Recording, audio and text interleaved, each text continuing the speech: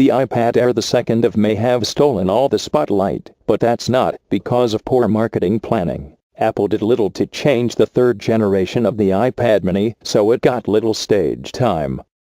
But it's not our job to decide which product gets the most fanfare. Our job is to see whether it's worth your money. The list of the new features of the new iPad mini 3 is one really short list. The home button now doubles as a Touch ID fingerprint sensor. There is also a new golden paint job available along with the usual space gray and silver.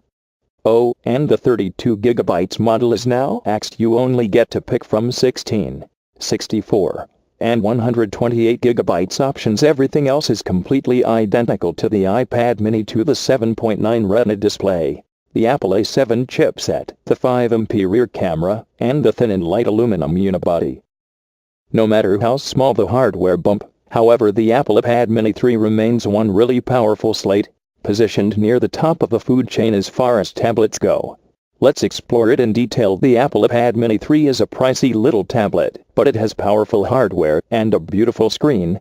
It probably isn't worth the upgrade if you are coming from the iPad mini 2, but as a standalone purchase it sure looks attractive quite expectedly. The iPad mini 3 inherits all limitations the previous generation suffered from.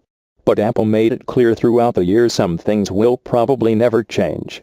So the lack of memory expansion and the non-user's replaceable battery shouldn't be a surprise by now. The Apple iPad mini 3 runs on the previous generation A7 chip, which powers the iPhone 5s and the iPad Air and Mini 2. It packs a 64-bit dual-core Cyclone processor clocked at 1.3 GHz, snappy power for G6430 graphics, and 1GB of RAM.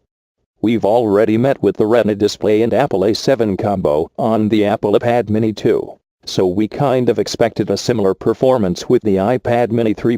The Apple iPad mini 3 display is identical to the one on the iPad mini 2. A 7.9 inch Retina display of 2048 by 1536 px, that break down to around 324 pi, a nice pixel density for a slate.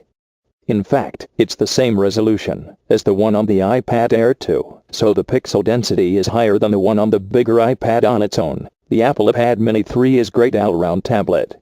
It has everything a slate of its caliber should offer: a minimalistic design, an amazing attention to detail, an excellent display. All that backed by the fluid iOS 8 and the amazing App Store variety makes for an overall excellent slate. Apple could have elevated the new mini model to the iPad Air 2 greatness, but instead they chose to leave it where it was a year ago.